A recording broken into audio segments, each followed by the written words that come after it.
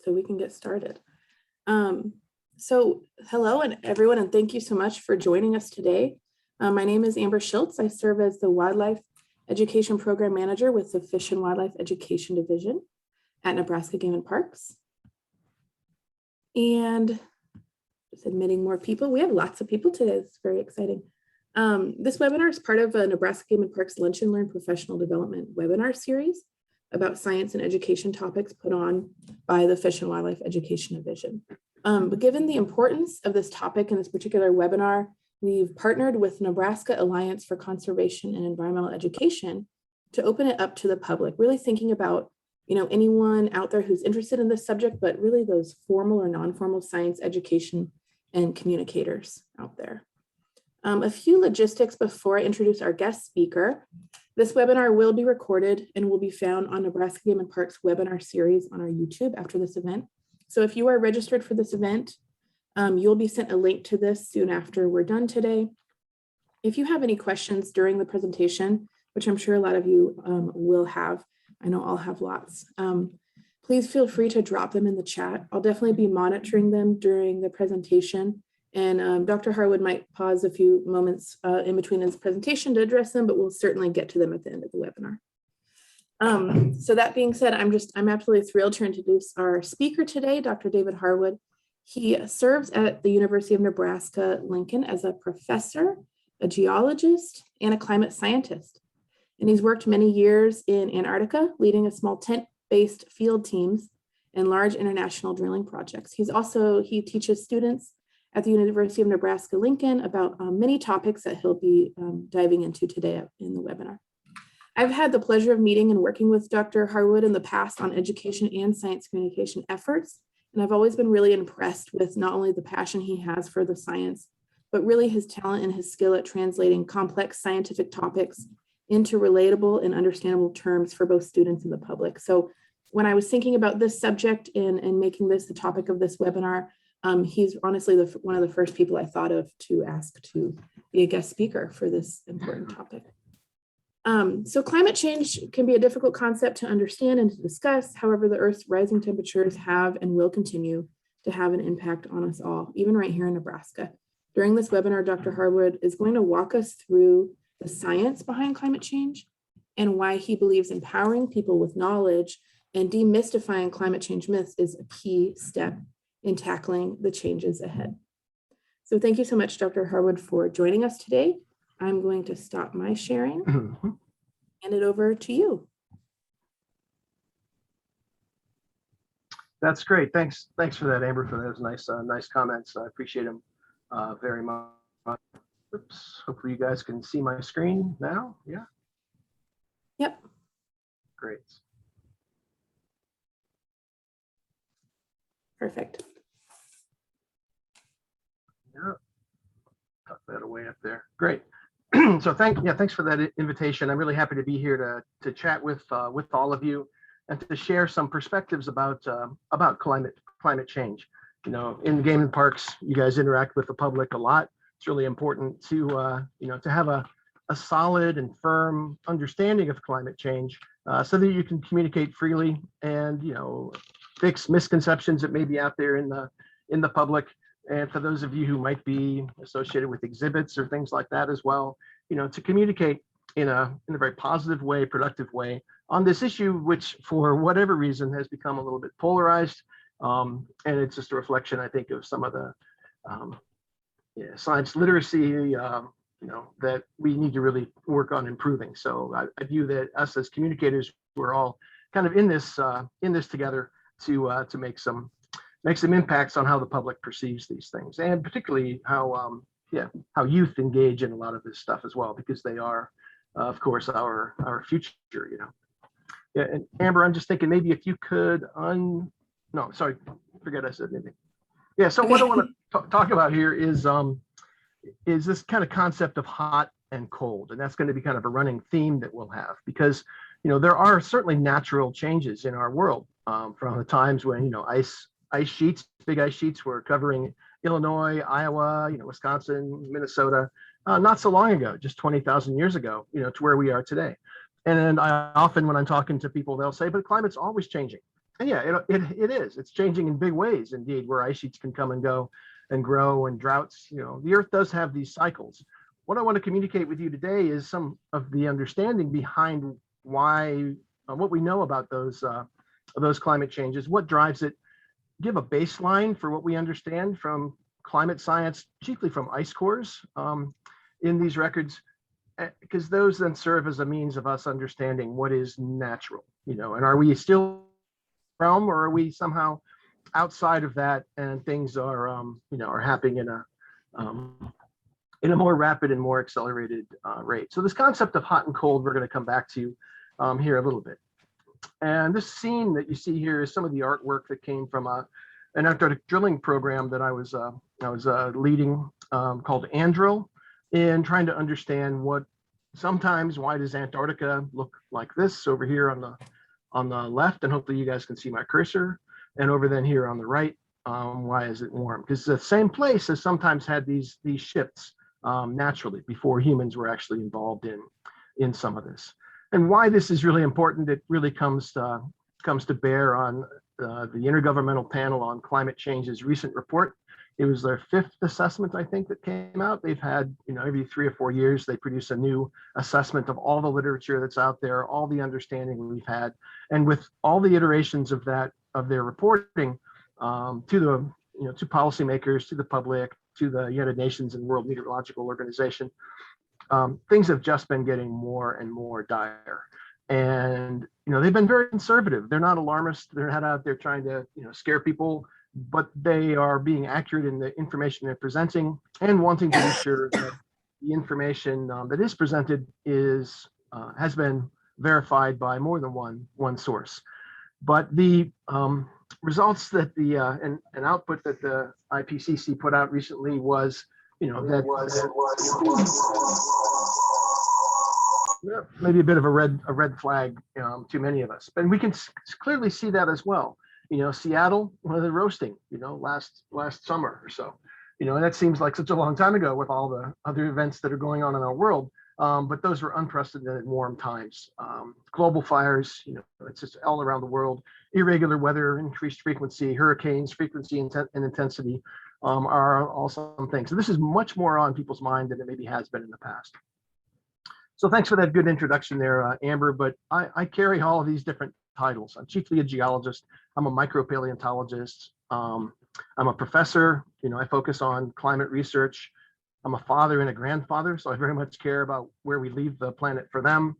And as an Antarctic scientist, I have a bit of information from the hotbed, if you will, of where climate data is being generated to understand what's going on down there. So I'm really happy to be able to share some of that stuff with you. And I've been around a little bit. Before COVID hit in 2018 or 2019, I was leading a group of drillers and engineers. We were drilling from the Antarctic ice sheet, West Antarctic here. This is a tent camp, a drill, a variety of other things. And we were venturing down 1 kilometer or so into a subglacial lake, about the size of 2 Manhattans, to recover sediment, to recover processes about what the wetland looks like underneath Antarctica. And you could actually think about wetlands and the ecology of those wetlands. Probably the largest wetland on Earth is underneath the Antarctic ice sheet, but you wouldn't really think about that. 2 summers ago, I was up here in Nunavut. This image right here, that's my tent. So actually, I had the benefit of, in 2019, being up here just on the edge of the Arctic Ocean and down here in Antarctica.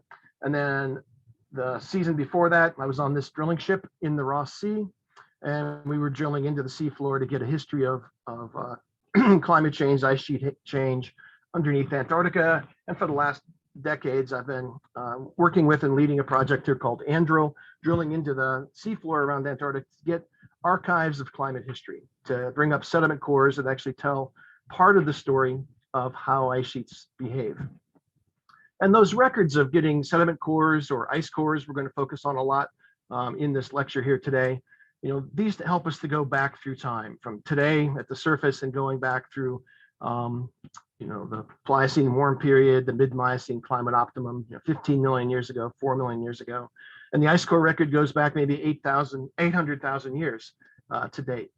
But an overall goal, if I were to have, you know, five minutes or even a half a minute with a senator or a congressman in an elevator to tell them why this research we've been doing is important. It's because we're collecting the historical records that tell what happened in the past. And those historical records are then being put within the context of models, numerical computer models, to recreate what happened in the past. And oftentimes they fail. But once those models do start to see and recreate what we see in the past, they're improving and they're getting better. Getting better, sorry, to the point that then they can predict the future. So if the models can backcast against what we're recovering by drilling, or they can then be more mature, more reliable for accurate forecasting of what the Antarctic ice sheet might look like, what the Arctic ice sheets might look like, what atmospheric temperatures might look like. So under these different scenarios, we have 15 meters of sea level rise in one of the IPCC projections, like if we do nothing. So these different scenarios here, this RPC, representative concentration pathway of CO2, if we do nothing by 2022, we're going to see kind of that level of warmth, and that would be the eventual ice sheet response. Or if we start to turn things around, we might see those. So the overall value of some of the stuff that we're doing is to try to help predict the future by understanding the past. My bottom line here, I think I'll come back to toward the end of this talk, about what we do here and what is science. But I am very concerned, about where our planet is and the rate at which we are engaging with making solutions, finding solutions. I am hopefully and optimistic that some of the infrastructure that the U.S. is going to be investing in is going to be also directed towards mitigation and removing, our reliance on fossil fuels in many ways to make a shift. This is in all of our hands, to go from the warming world, but we are running out of time to make this change, right? And I'll give you some perspectives about that as well. As Amber mentioned, some of the things I'm going to have you do here in this presentation do bear on some things that I present to my students at the University of Nebraska in this course called Frontiers of Antarctic Geoscience, which is an Antarctic course, but based in large part on the climate science and how Antarctica, and all the world things are related. You guys as communicators, I think is important to maybe think about this concept. And if you have an opportunity to look at this, if you're curious, Climate Connections from Yale, they have this group that has engaged and tried to understand their audience in presenting information. Who are you talking to? What is their background? What are their experiences? Are they coming from this alarmed and concerned, side of the field here about global warming, or are they in the doubtful and dismissive side, in that? And this perspective they had with this group of panelists was from March 2015. And I think we've seen in the last 6 years some other aspects of our world and changes and record warmth, et cetera, that is causing a lot more people to take notice.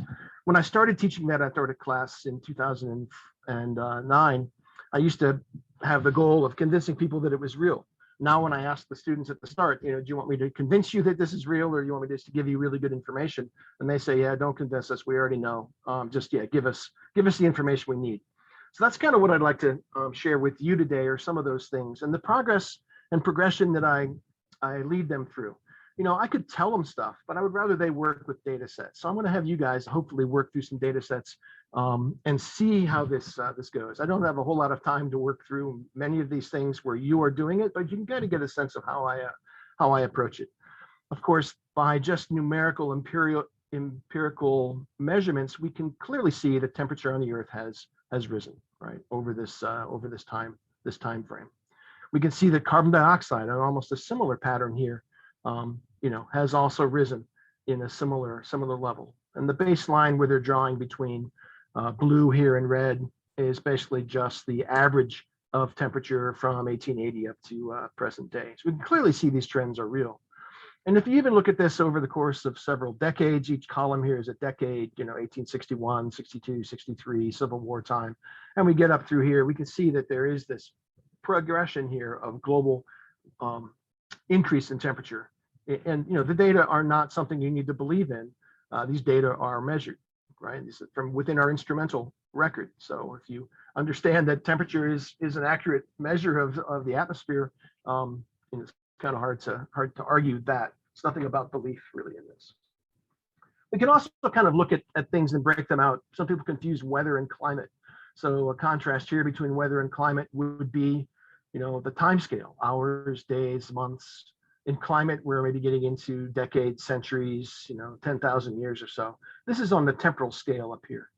If we look at that then also in terms of spatial scale, from a meter here to a kilometer to 100 kilometers to continental scale things to, the whole Earth, we can see where these different weather phenomena are at play on this plot.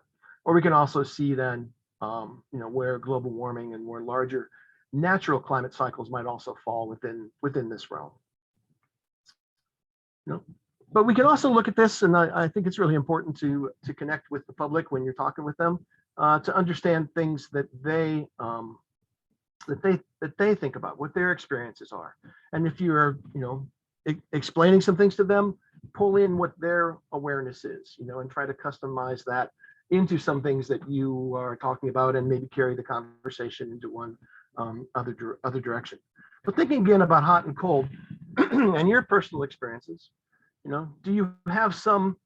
We all have experiences with hot and cold, and I would have these be some leading questions, perhaps.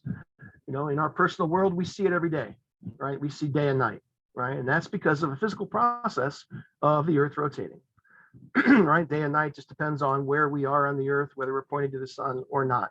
The natural cycle, right? It's indeed like a clockwork, right? You can predict it. You can predict sunrise, etc. We can also see another factor here that kind of controls hot and cold in our world, and that's on a longer time scale, but that's because of the Earth's revolution around the sun. So we have our seasons, right, because of that. I mean, it's all basic stuff. A question to ask then, are there longer term things that do control our hot and cold cycles, our glaciations, our interglacials and glacial periods? Are there other features that control and drive some of that? So I give, on the first day of that class, I give my students this graph. And a couple things are plotted here, and I just have them practice a little bit reading graphs, but I want them to come away with the concept of how temperature and carbon dioxide in the atmosphere are related. So CO2 is plotted up over here. I want you to note these numbers, 270 up to 370, 390 or so. This is a little bit older, but CO2 is plotted in this orange curve right through here. Going back beyond 1958 or so, we then step into the record that's coming from the ice cores. Temperature is this more zigzaggy line reflecting every year's change, but note that the overall trend is the same. And projections, these dashed lines here, are showing things are going up. Currently in 2021, we're actually up here around 410. So we're actually up here now. We can see that change happening. There are times when the rate of change is accelerated. There are times when things seem to be flat. But to be honest about this, we need to take a look, farther back through time. Sorry, that question, are there longer term cycles of hot and cold that go beyond the annual cycles? And yeah, clearly we can see that. We can see that in the ice core record. We can see that in the geological record.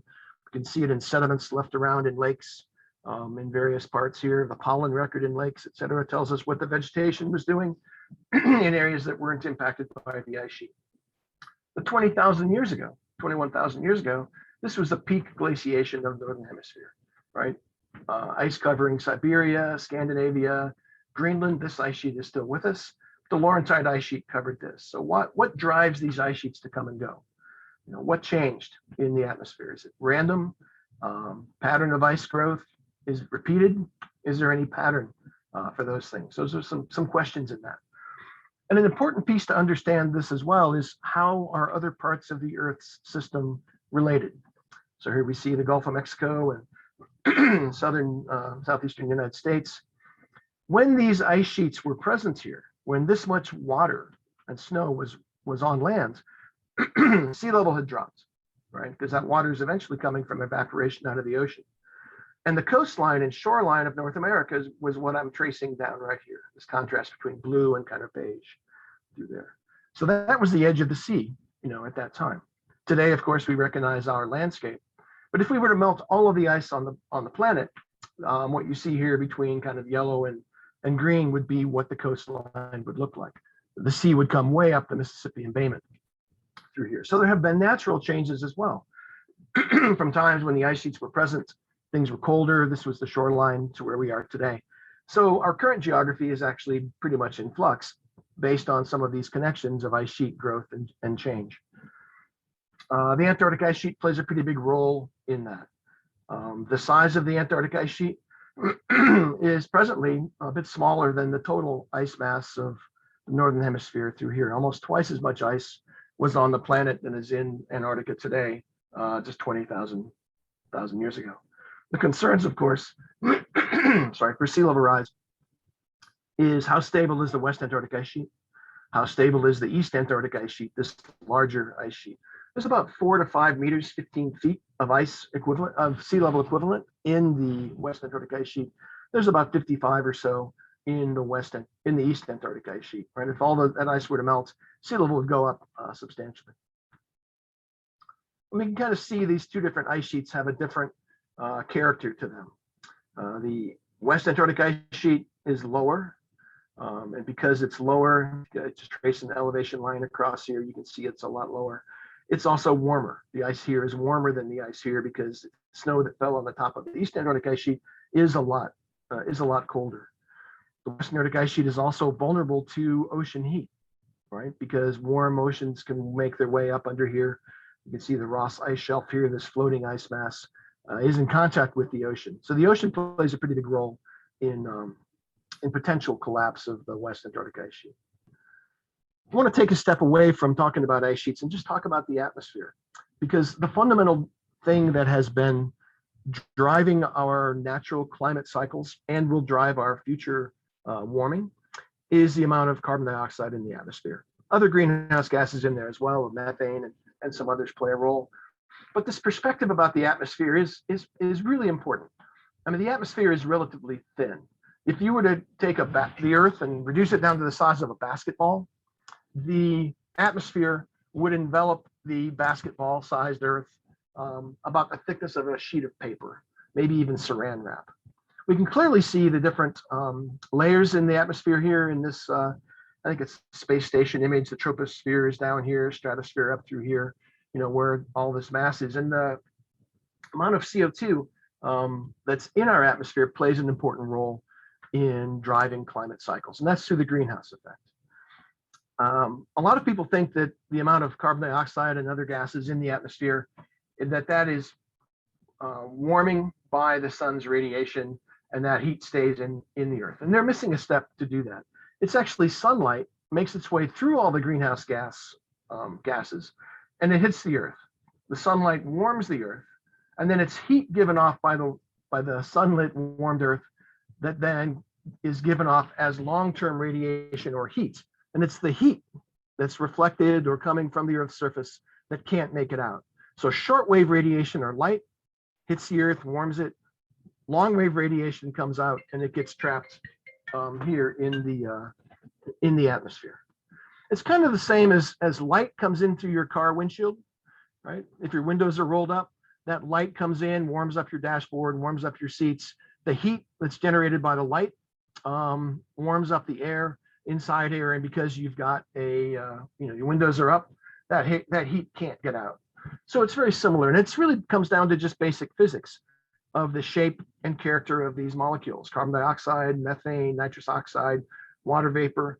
It's the way that the infrared radiation or the heat, the long wave radiation interacts with that it is absorbed and it stays on the Earth. It does not escape out to space. But a question you might have is, okay, well, so how much change is going on? And I did state earlier that it's carbon dioxide that has played the big role in driving our climate changes. But how variable is carbon dioxide in our atmosphere? And I have my students look at a record from this tower, Wisconsin tower, big tall tower. It has different collecting points on it. And this tower in Wisconsin will sample air near the surface. It'll sample air 100 meters up, 200, 300, 400, all the way up to the top. and it'll measure the amount of carbon dioxide in the atmosphere through a day. And this is a data set that I have my students work through. This is pretty interesting. July 1999, you can see these different days through here. Each step here is one daily cycle. And up here, we're seeing these values of carbon dioxide in the atmosphere going up and down and going up and going down. And I have my students work through this, walk through this. But this is chiefly a change due to photosynthesis and respiration, right? So when the sun rises, then the grass, the green area around the Wisconsin Tower, starts to pull out carbon dioxide and starts to grow, sugars or such like that. When the sun goes down, the plants start to respire and they start to give off their carbon dioxide. You might say, well, why do these different elevations of the sampling, 11, 30, 76, all the way up to the top, why do they have this kind of staggered pattern, right? Note that it's the lowest elevation that sees the initial change and the biggest change. And then 30 kicks in, and then 76, et cetera. There's this asymmetrical pattern. And that's because when you're closer to the surface, you're closer to the green plants. But look how volatile or variable this is. Almost 100 parts per million of change here, driven by the biosphere. Biosphere is huge in controlling carbon dioxide. I also then have my students look at this and try to understand why one daily cycle would be so different here, right? Why is it all blended? There's no separation of the different depths. Or these three look similar but different from those. And then we could actually go and look at past weather patterns for Wisconsin at this time period. And this was a really, really windy day, right? So that's kind of the average cycle for a day where the wind is mixing the atmosphere a lot, right? So I also try to emphasize to my students that these data sets tell us what happened, and we can read these stories and get some information. Going on a little bit longer time scale here and thinking about carbon dioxide changes, not daily, but if we look at them yearly or annually, this gentleman right here, Charles David Keeling, started measuring carbon dioxide from Mauna Loa Observatory on the year I was born. So I've actually seen CO2 levels go up from 315 in my lifetime up to where they are now at 415, right? That's a lot. That's a lot. Almost a 50% increase from where we were. But we can clearly see on here this annual cycle, and it's also driven by the same thing as we saw in the daily cycle, that we have seasons. And those seasons have more growth of plants than other signs. Right? Summer more photosynthesis, and in winter more respiration. And that annual cycle is visible here, as well as this steady climb. So that's the observatory where Keeling has been collecting his information. And this is last year, you can see around 413. This is a great site to go to here as well, from Scripps, University of California, San Diego. And they will track you through what's the present value, the value last year, over a decade, over a century, or over the entire record. But there's clearly two different processes going on here. There's this long-term rise, and then there's also this short-term pattern through here. We already mentioned what that could be driven by. Other recording in other areas, South Pole Station, they have this clean air facility where, the reason that they did it in Hawaii at Mauna Loa was to get away from any really human impact out in the middle of the Pacific Ocean, to really see what the atmosphere was doing, away from cities and pollution, et cetera. South Pole Station, another kind of remote area to get that record. And the same pattern is seen here of this increase in CO2 over that same time frame, plus also the yearly cycles that we're seeing through there. But I now want to take you to this site from the National Ocean and Atmospheric Agency here. And what we're going to see on this is going to play a short video, is we're going to watch this curve build and develop through time. And the one you're seeing here with the high amplitude is from Mauna Loa, and it's red, it matches that dot. Down here, this blue one is the South Pole record, and it's from here. And you'll also note that these are inverse because we have different seasons, right? So they're a bit of an inverse. And you also note that the South Pole one is a lot lower magnitude because there's not a whole lot of vegetation in the southern parts of the world here. But we're also going to see then all the different recording stations through time. So this calendar is just going to go year by year by year. And this is going to show you what the annual change is. We're also going to see these two patterns, Mauna Loa here at this latitude and South Pole here. They're going to gradually rise. There's a lot more variability that we're going to see through here. We're also going to see some different measuring stations arise through here as well through time.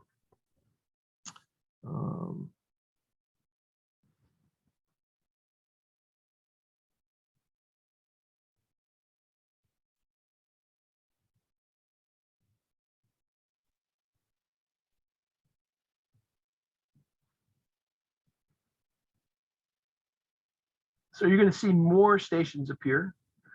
The stations that are light gray here, like this, are going to be more variable because they're influenced perhaps by cities and things. The darker ones here are less influenced by that. You can see those are a bit more stable. You can kind of look at the year when you were born, perhaps in here for you young folks. But we're seeing this progressive change. And again, the things we're seeing right here are direct measurements from the atmosphere from Mauna Loa. We can also then take a direct measurements here of data collected about global temperatures and plot them up through here as well.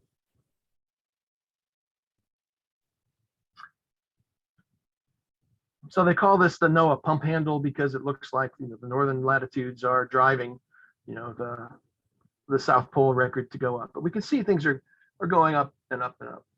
What we're going to see next is we're going to go back a little bit farther in time. We're going to look not just at the Mauna Loa and South Pole record here. We're going to see just the Mauna Loa record as we go farther back. But then we're going to jump to an area and look at ice cores, because the ice cores are actually trapping air bubbles in the ice that allow us to see farther back in time. So now this is just the Mauna Loa record. And then that stops at 1958. And then we step to an area near Antarctica, Law Dome here, measuring a very high accumulation rate of snow. And we can see that CO2 drops down here to about 280 and stays pretty in a plateau. Other ice core records going back farther in time, we can see that by drilling deeper into the ice core record goes down to a value down here around 200, maybe 180 parts per million. 40,000 years ago, 20,000, that was the time period when the ice sheets were over North America, much of northern North America. So folks basically drilling from the surface of an ice sheet, right, and going down and measuring bits of ice and seeing CO2 levels change. We go back, keep drilling, go back farther in time. And interestingly enough, when you get to about 120,000 years ago, CO2 levels rise to basically where they were a few centuries ago. Then another ice core record from the Epica ice core record has now given us a pattern of this history of CO2 back almost 1 million years.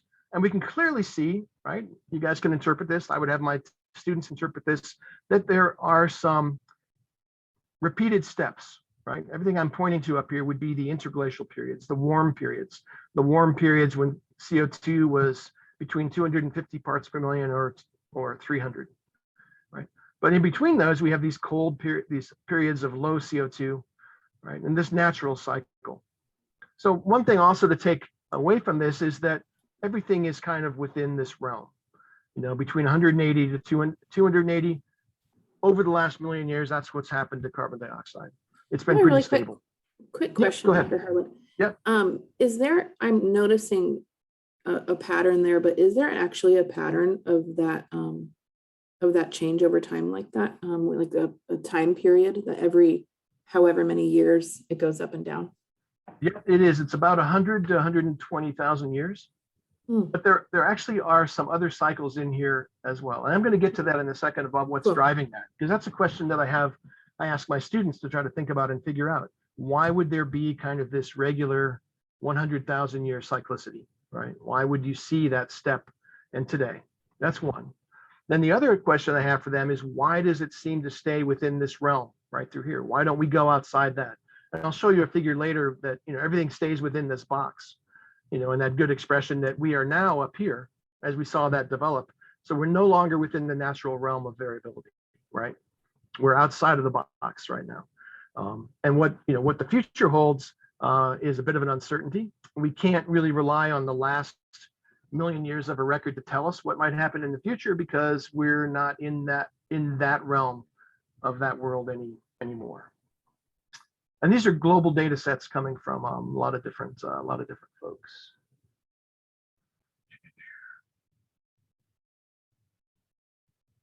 Yep, thanks for the question. I'll get to that in just a sec. So one reason why, going back to the atmospheric carbon dioxide, the northern hemisphere is showing a lot more variability, is because vegetation grows on this. The biosphere is really important in all of this. In Antarctica, or in the southern hemisphere, the only areas that can actually have vegetation growing, maybe New Zealand, parts of Australia, most of it's a desert, South Africa, and parts of South America. But for the most part, these are almost opposites. So we can go farther back in time from what we've observed by measuring the atmosphere by looking at these drill cores from ice. And several really deep drill cores were collected at Vostok Station. That was the first one we saw develop. And then the Europeans have drilled at this place called Dome C on the top of the Antarctic ice sheet. And they've drilled down several kilometers, to collect ice cores, going from the surface of the ice sheet down to as much depth as they can go. And the really important piece in this ice is that there are bubbles in here. And those bubbles represent ancient air. As snow falls down on the surface of the ice sheet, it's all light and kind of fluffy. It gets buried. As it gets buried, the ice crystals start to grow together. Eventually, they seal off the air that was trapped in that snow. And then the scientists can take a sample of some of this ice at different depths in the ice core and put it into a vacuum chamber while it's still frozen, and then evacuate all of the air in the vacuum, and then melt the ice. And then any gases that are in that vacuum chamber then come from the inside of the ice. So you're actually taking a sample and measuring the ancient air.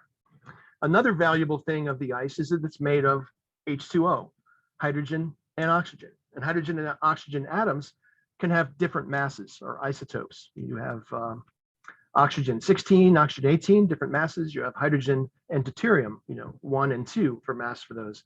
And the ratio of those together, of how they're incorporated into the ice, is a measure of temperature. And I'm not going to get into that too much, but that's, I could tell you about how that works. But if you have more delta O18, things are then more on the warm side. This is from a snow pit dug on the surface of West Antarctica.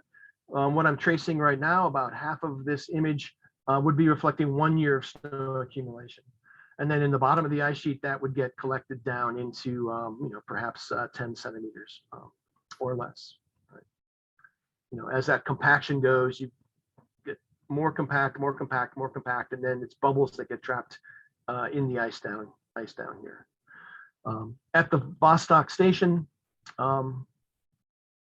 here we have where they drilled. You can see these are multi-year adventures, right? Drilling one hole down here to 700 meters, drilling down maybe 3 kilometers in 2000 to 2005 to get that long ice core record.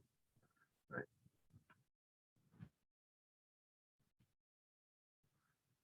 My computer seems to freeze here for the moment. Just some signs of just the science going on and to collect those records. So this is the Vostok ice core record initially, just the last maybe 350,000 years. We saw this develop in that short video. This would be the surface of the ice sheet on the right side. And around 280 parts per million was kind of a standard level prior to our industrial age. And that same thing, drilling down, you see this drop down to about 180, keep drilling, going back in time, rises up, the measurements go up to 280 and back and forth. Going in the direction that time went, 350 million years or 1,000 years ago, 350,000 years ago, low to high, low to high. And these are actually reflecting the timing of our interglacials down to our ice ages. Interglacial period, the last interglacial, down to our ice age, and then up to our modern Holocene interglacial.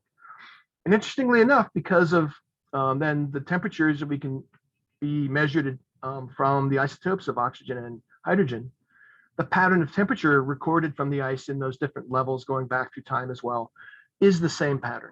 So this is really the fundamental proof that the greenhouse effect is working, where CO2 and temperature are aligned. They're married to each other.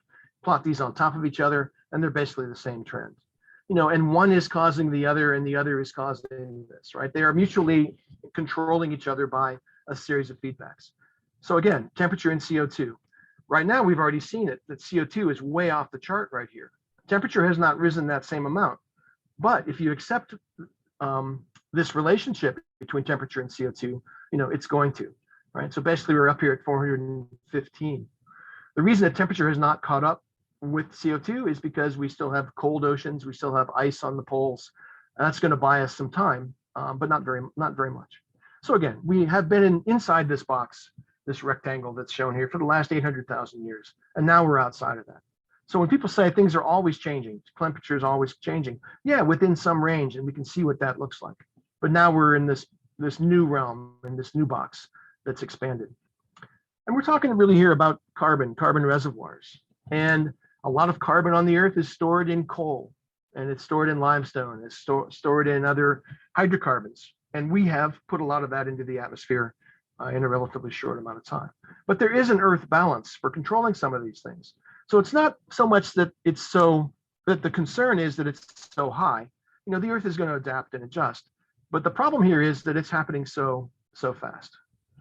And just to show you some idea about what it might be some natural variability in that pattern, come back to this figure. So when, for example, where we are today, all of these areas I'm going on here, the continental shelf, it's all receiving organic sediment deposition. So putting all that organic muck out through here, it's pulling carbon out of the Earth system and it's burying it. But if we then grow ice sheets and sea level drops down to here, then all that organic stuff that was deposited on the continental shelf now starts to erode. So think about Delaware Bay and Chesapeake Bay and all the continental shelf out here. Today, these are estuaries are flooded river valleys because sea level rose, because the ice sheets melted from 20,000 years ago to today. So all these areas are receiving a lot of organic muck. Carbon's being pulled out of the system. What's going to happen as more and more carbon is buried all around the world into these coastal areas? CO2 is going to drop, right, in the atmosphere. As CO2 drops, things start to cool. As things start to cool, ice sheets start to grow, sea level starts to fall. All of these areas that were once marine are now exposed land. And all that stuff starts to erode, it weathers, all that organic muck is now dumped into the ocean, it oxidizes and CO2 rises. So just by this interplay between the biosphere and organic muck, sea level and ice sheets, we can drive this pattern of change of that natural variability of climate. When we start to think about Antarctica into the play here, we can see that if you were to deglaciate West Antarctica and have this be open marine seas, as has happened in the past, all of these red zones here, this is a chlorophyll plot, all of those areas would be really rich and fertile areas across West Antarctica. West Antarctica could be newly opened real estate, that you could bury a lot of carbon in that environment. Again, Earth has some systems of control. Organic muck from some of these cores taken around Antarctica, for example. So all these broad areas would be there. Some other reservoirs for carbon that have been and will be at play in our future, potentially permafrost. We're seeing the Arctic regions starting to warm with permafrost giving rise to methane coming out of the permafrost as well. So this pattern that we've seen of these ice core records is really fundamental information that tells us things about how our Earth works, right? That we can identify clearly higher temperatures and higher CO2 shows that there's a relationship between these, right? And again, we're seeing interglacial down to glacial, interglacial, glacial in all these records. Here's the methane record, which shows a similar character to that. If we took a look just at the last 20,000 years, from the last glacial maximum up to today, and we thought about this in terms of our human history, right? Because humans have been around, for all this time. Maybe not modern humans, but they've been around in this world, surviving through those. Some of the patterns that we see in these changes have these different timings, as we saw: 100,000 years, 40,000 years, or 20,000 years. And the reason for that as told by this gentleman here, Milutin Milankovitch, was by changes in the orbits of the Earth. So that 100,000 year cycle that we were seeing there, oops, is due to changes in the shape of the Earth's orbit. So when the Earth's orbit is more elliptical, you can see it going on a 100,000 year cycle to then this variability where it's more circular has been driving the pattern of the big changes in our climate history.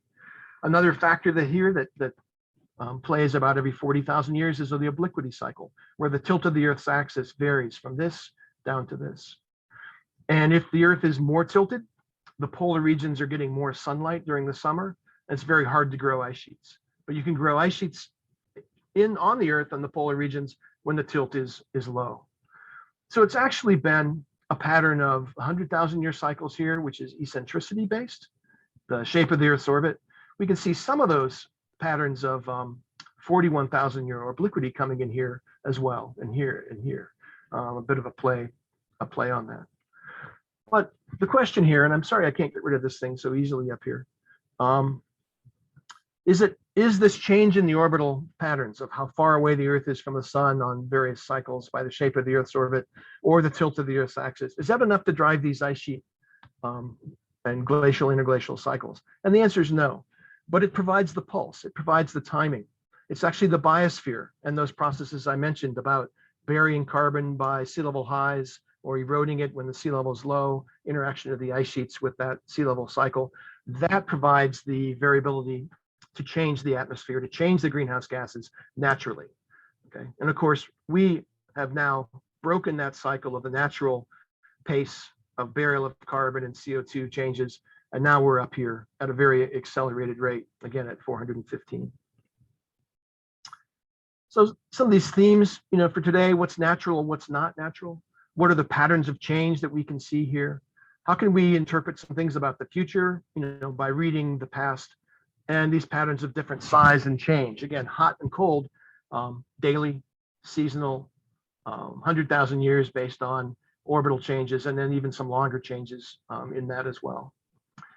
If you want some interesting reading to follow up on this, I would recommend this book by William Rudman. It's called Plows, Plagues, and Petroleum.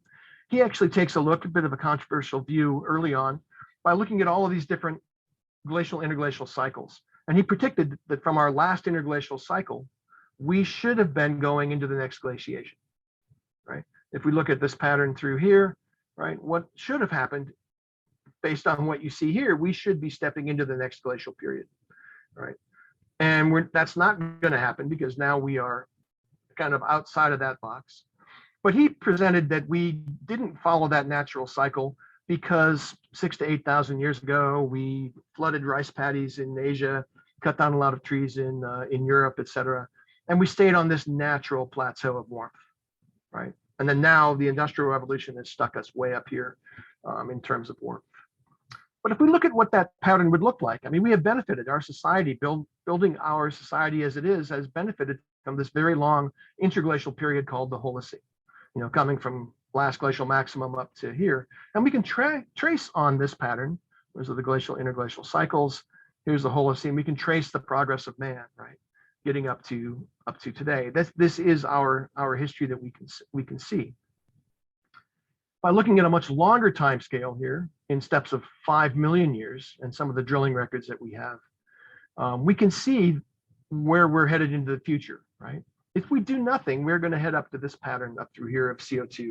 This is now changed into like 1,000-year time scale. And basically we will reach in 100 years where the Earth was in terms of CO2 maybe 25 to 30 million years ago. So we're changing things that quickly. By looking into deep time records in sediment cores, we can maybe interpret what our future world might look like. Do we see a change? Does it merit action? Is there urgency? How much money should we pay for this? Can we put a Band-Aid on it, or should we work towards a final cure? Who's to blame? Is that a productive conversation? What if others don't change as well? And some other things like that. But we come to these questions over here. What's our personal role? By knowing more, can we have a better impact? And a lot of people say, what can I do? And I like to put this slide in here from the Nebraska Sandhills because it really reflects looking toward the future. I don't think it's so productive to say, well, how did we get here and who's to blame, et cetera. We really need to start thinking about solutions all together and not at blaming. I have this kind of interesting comic right here, caption contest I have my students do for this, but here's somebody talking about energy independence, preserving rainforests, green jobs, renewables, livable cities, healthy children, et cetera. And we do live in a polarized society today, and this gentleman in the audience, with this, what if it's a big hoax and we create a better world for nothing? I mean, it's just an interesting comment in there. Create a better world for nothing doesn't make so much sense to me. But we have all these different things that we can potentially do to help. And a really important bit is communication, conservation, right? Talking it up and knowledge to be able to make some changes. And why should we all do this? Because there really is no planet B. This is our home, right? And we should keep it better. Maybe it becomes more important if we think about our family here, and we think about those creatures that live on the planet with us, and it's not just impacting us, it's impacting the whole planet and others that exist here with us, right? So if we think about all of the different species of the genus Homo and when they appeared, and I do this thing with my class as well, just to help them understand some things about time. I'll bring in a 1,000-sheet roll of toilet paper, Scott tissue, 1,000 sheets, and I say that the entire history of the Earth is on this roll of toilet paper, and the Earth is 4.6 billion years old. So if you pull off one sheet of that 1,000-sheet roll, that represents 4.6 million years, right? Which is basically the time that's shown on this history of the evolution of hominids. So I'll take one sheet of that paper and I'll fold it once, right? And that turns then into a time period of 2.3 million years, right? With one fold. Fold it again, then I'm at 1.25. Fold it again, I'm at 600,000 years. Basically, I'm in the realm of the ice core records. Do it again, 300,000 years, et cetera, going back in time. But it helps to kind of understand, in part, where we fit into that. Because if you fold this all the way down to as far as you can fold it or twist it, you may get to 8 folds. And that's basically when our modern humans have come in. So a whole 1,000 sheets of toilet paper comes down to something that's maybe a millimeter in thickness. But we as a species have had such a dramatic impact on the planet. So some things that we understand, and here are those different folds, again, coming up to our modern world. The ice sheets have come and gone. CO2 has risen and fallen. Temperatures have changed. We're now up here at 414 parts per million. It's a lot. When we drilled in Antarctica, we were drilling into the ancient world 5 million years ago when CO2 level was that high. And all of our records show that West Antarctica, the ice sheet in West Antarctica was gone. So at the CO2 level that we have reached today, when things play out, the West Antarctic ice sheet will be gone. We can also see from modeling that once we reach 750 parts per million, the poles, the Antarctic continent can't support ice sheets. So those ice sheets will be gone. And sea level will rise by maybe 60 meters, right? Which would have an impact on all of us. So hopefully the ice core record here, and hopefully I've shown you that the CO2, the greenhouse gases, the natural control here of this pattern has kept the Earth in some balance. And the values that we've seen here from 180 to 280 back and forth through here, some people will say, well, that's parts per million. That's not so very much. But when we think about those numbers, it's the same number, parts per million of CO2 or 0.08 blood alcohol limit, 0.04 blood alcohol limit. You're just changing decimal points here, but those are the same numbers. And clearly from 0.04 blood alcohol to 0.08 or to 0.1, right? That is going to make you from, able to drive and then maybe not even able to walk, right? So small changes can play a big role. Another point to make here in this is that the Earth does have natural balances, just like you do with your liver, able to process alcohol. If you drink the 12 pack in 24 hours, you're probably okay. If you drink it in an hour, you're going to be horizontal. And the Earth is in that same way. The Earth has systems to deal with these changes and adjust them, but not if it comes too fast. Not if it comes too fast. So my bottom line in all this is I'm trying to wrap up here, is that there's nothing to believe about climate change because it's not about belief. It's not about what you choose to accept or not. There's a lot of information out there. And the more the information we have, the more our knowledge base increases. I think the more guilty we are if we don't make some changes with the knowledge that we have. But it's this word here, belief, right? Belief doesn't really have a place within science for anything that we, that we deal with. So this concept here of change and about climate, hopefully I've given you some background in what we do know about the past, and then how that past can help us, in many ways predict the future, because we want to stay on the right side of this image right here, and we need to make some changes. We need to have some investment in what the change is, because the past does actually tell us what the future holds, and we do have some control on what that future might look like. Sorry if I'm running a little bit long here, but I appreciate your guys' attention in this thing, and I've happy to answer any questions you might have. Well, that was excellent, Dr. Harwood. Thank you very much. Yeah. Thanks. Are there any questions right now? I know I even have some, but I'll wait. See if there are any from our participants today. I really liked the blood alcohol analogy, especially on the temporal scale of, you can have the same amount of alcohol, but within a short amount of time, you have much different results. And that comparison of Earth system to our liver, I think that was really apt. I think methods like that, where we're relating it to something that's actually, someone can understand in their daily life, is going to be so important going forward with science communication about this, because it seems that as humans, we don't have a natural tendency to really truly understand data sets or temporal scales. And I think that's kind of a weakness that we have. And I see you as you talk about how you teach it to your students, it seems that you're specifically addressing, I'm going to really get them to think about scale, and then I'm really going to get them to be excited and comfortable about data. And I think that's probably, I don't know, would you say those are specifically the data literacy and temporal scale literacy? It would be an important factor here in helping people understand this. Yeah, I think that's the case, and when I present it, I try to bring them along. I mean, I don't present it to them by teaching it and telling them. Right. I just give them the data sets, and you can make up your own minds and do it in small increments, right? So it's digestible and it builds on what they had just done previously. But I think those are some hard things to think about, in terms of space and scale, which are some hard things to think about. But in this progression, of the controls, trying to go from daily, more hot and cold, to yearly, right, to then glacial, interglacial cycles, I think is maybe helpful. Yeah. I have a question from Lauren, and she asked, what do you say to those who believe in climate change, but have a feeling of apathy to the barrage of data? So just kind of overwhelmed, it's all doom and gloom. The world is ending anyway, so why should I even go into STEM, or why should I try to change things? That's a really excellent question.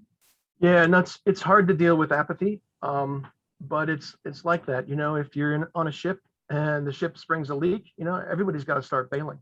Otherwise we're all going to go down there together. So you can have apathy, but I think if the more knowledge you have, the more knowledge a person has, the more they understand it, I think the apathy would go away.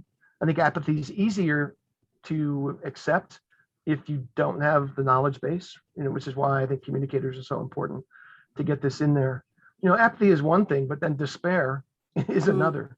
I think I also see a good sense of it doesn't matter. I can't do anything. I'm just one individual, and this problem's too big. It's bigger than I am. But I think everybody can make a small bit of change. And I fundamentally tell people to, kind of vote with your pocketbook, buy stuff locally, grow stuff locally, do small changes, but vote. Know what people are going to vote on. Know what your representatives are going to do. It's going to be the economists. It's going to be the industry. It's going to be the incentives that our government can place to make these changes. But we certainly are seeing that. I mean, the cost of wind energy, the cost of solar generated industry is so low now, and that's a big sign of change. So I'm optimistic The despair is there. We are close to not being able to reverse this, but I think in our lifetime, we are going to see maybe the loss of most of the Arctic sea ice, over a longer scale. That's something that is once it's gone, it's not going to come back. So there are some consequences, but I think we can invest in pulling carbon dioxide out of the atmosphere if we really work on it and bring things back to a better normal to where we were before. I would also, I think that was excellent. I would also add an antidote to apathy is naturally empathy. And a lot of times people think you're just born being empathetic or not, but it's a skill that can be taught. And it can be taught, early on in the early childhood situations. And I think the combination of understanding the knowledge, like you said, but also with the combination of empathy, caring about how's it going to affect you or your children, or extending the empathy circle outside of humans and like what you said, the other living species, I think that's really crucial as well. And I think it needs to and is, I've seen it being incorporated into, say, environmental education in this regard. So, because empathy will help inspire action, hopefully. Do you have a comment on that? Or no, I agree. Okay. And then you mentioned carbon capture. Kristen asked, do you think that carbon capture technology will be an effective and common way to lower the amount of CO2 in the atmosphere in the near future? I just saw something I think went up just in Iceland or Norway where they're starting to do that and they're turning it into stone or something. I thought that was interesting. Is that part of the solution? Yeah, it has to be, right? It has to be. Otherwise, we don't have another way to slow things down. We're not going to get off of our hydrocarbon path so quickly. So, but we need to have an alternate source of mitigating that and starting to reduce things in that way. And yeah, many of the reservoirs, that do exist underground, it's pumping the carbon dioxide back into the ground, putting it back where we got it. And some people say, well, it's who's to blame. I think we all are complicit because we experience the benefits of the society we are in right now. The energy that we have, the fact that our civilization built to where it is, we are all benefiting from it. So in some ways, we are all so complicit, in how we got here. Yeah, that's really good. Richard asked, do you think you can truly impact carbon dioxide emissions from humans as long as politicians and business people are pushing and promoting growth scenario in our modern societies? That's a really good question. I've spent a lot of time thinking about that. Growth versus just a homeostasis. Yeah, no, it's going to be hard, but I think it's up to us. We are people who vote. We are people who can change those politicians. It's becoming more and more of a dialogue. And I fundamentally think a lot of the politicians believe it, at least their staff members believe it, accept it, but for other political reasons, other financial reasons, whatever, they are not in that point. It's kind of a catch-22 as well, because if we do start to have some big carbon capture systems, that's going to take energy, right? So how do we get that energy? So we really need some big changes in some of these things. Hopefully I addressed your question there, Richard. But that's really good. It seems like now's the time for that crisis intervention and short term, like we need something now. We had time for preventative, but also thinking about preventative in the future. Is that kind of what?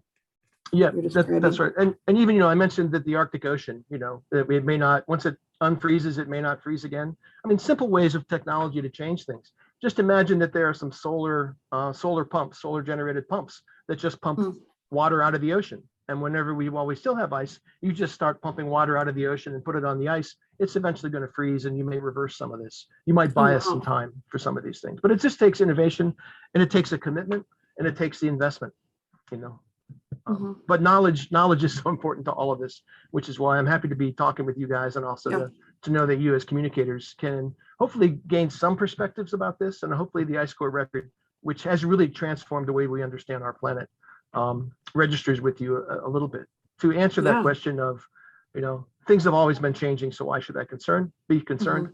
Well, we're not in that box anymore. We're outside that box, right? That was an excellent visual. That was really good. It was really helpful, at least for me. Are there any other questions? I know we're a little over time, but this has been really engaging and informative. Any other questions? I have a question. Go ahead, Carolyn. So one of the challenges I see is that when things like a chunk of the Antarctic ice shelf breaks off, in the media, there's an article that says, oh, but it won't lead to global sea level rise. but that's just part of the story. And I think that one of the challenges is with climate change, it's complex. So, and I think that when popular articles come out like that, people are just more flippant, like, oh, we've heard that it's a big deal about the West Antarctic, ice sheet, but this article says it's not going to contribute to, ocean sea level or sea level rise. And so I don't know how to combat that. And it's difficult because unless you really work to keep up with what's going on, you wouldn't know that there's caveats to that and the whole process. Yeah, and it's a problem because we get a lot of our news, right, the little sound bites, that are 8 to 15 or 20 seconds long, or headlines. People read headlines and they don't really delve into it to understand. But yeah, you're right, Caroline, that so a big slab of ice breaks off and starts floating around. It was floating anyway, right? So it already was displacing the sea level that's there. But and the other caveat to mention to that is, well, it's actually because other floating ice in front of it is gone. The glaciers pushing all that ice in are now going faster, right? So there's a cause to that. But it is complex. There you also see headlines that West Antarctica is warming and melting, but East Antarctica, the ice sheet there, is growing. And both of those are manifestations of warming.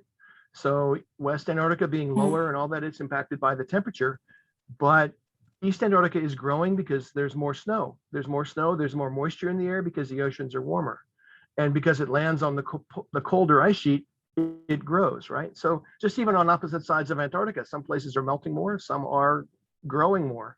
It's not a conflict. It's just the different parts of Antarctica, which is the size of the United States and Mexico combined, are seeing the warming in different ways. It's like when the Arctic warms, New England gets nailed by really cold winters.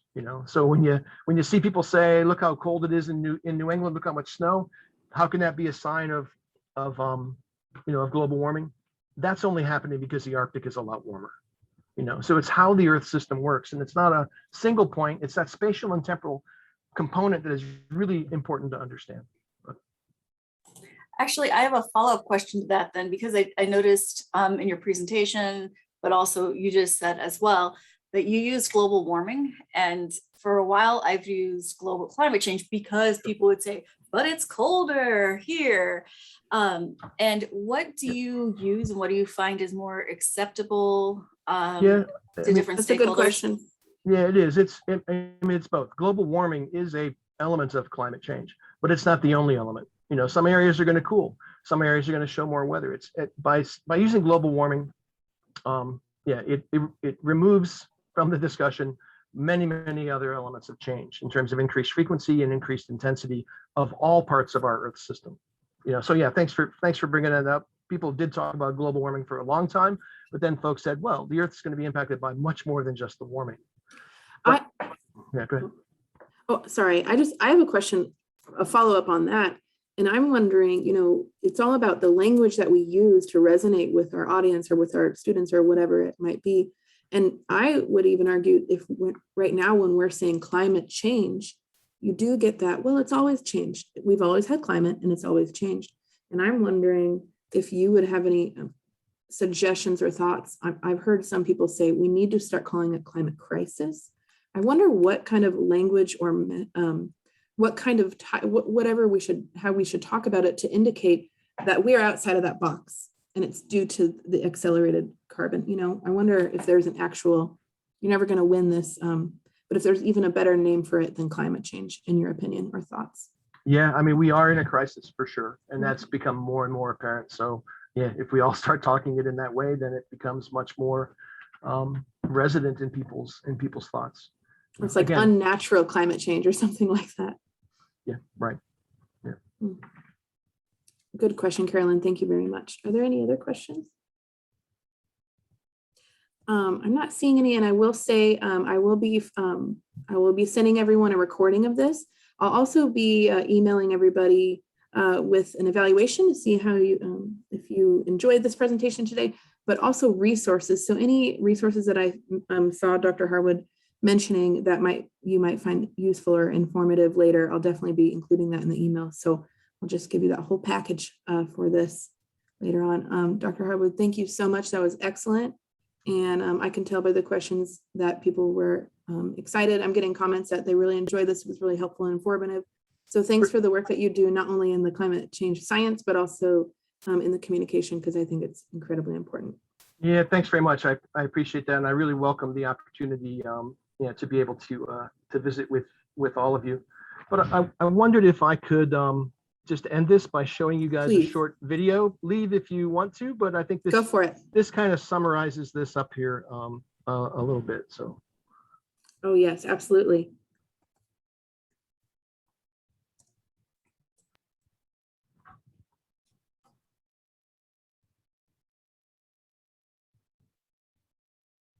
And hopefully this will play and have sound here as well. So.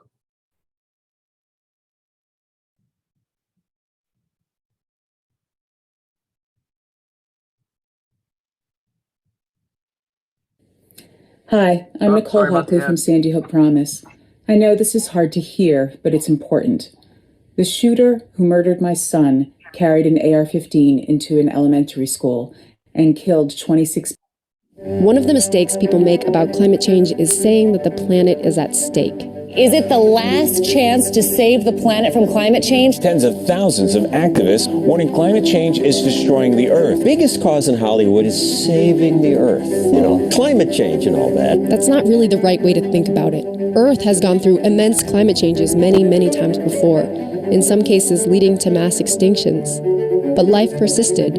Mammals evolved from reptiles and primates from mammals. They stood up and walked out of Africa, eventually reaching the corners of every continent. But only after well over 100,000 years of wandering did the real human innovation happen, when 12,000 years ago we stopped foraging and started farming. Agriculture meant villages, cities, society, government, the birth of civilization. But why did it take so long for humans to take control of their food? Well, if you look at this chart of global temperature change going back 100,000 years, you might notice something special about the last 10,000 years. That's when the climate settled into a period of unusual stability. It was on this ledge that human society developed, where reliable seasons fed more and more people, where knowledge accumulated and science began. Until eventually, inventors created machines that could unleash unimaginable growth and mobility. All they needed was fuel to burn, and they found it in the form of ancient forests, buried under dirt and compacted over 300 million years. With these coal deposits, humans unearthed tons and tons of carbon that had been locked away long before our species appeared. And that's how we began to disrupt the climate that birthed us, the climate that our food systems and infrastructure are built upon. After 10,000 years of temperatures that varied only within about 1 degree Celsius, scientists now say we're on track for 3 degrees of warming by the end of the century if we don't change course. Humans have been around for 0.004% of Earth's history. And of all of human history, the 200,000 years since our species began, we've had agriculture for just 5% of that time. We've had electricity for 0.07% of that time. The simple truth about climate change is that it isn't new to the planet, but civilization is. And here's what's even newer. In the past 100 years, the number of people alive has quadrupled, and thus so has the capacity for suffering. So slowing down climate change isn't about saving the planet, it's about us, about our vulnerability to a level of climate disruption that human civilization has simply never seen before.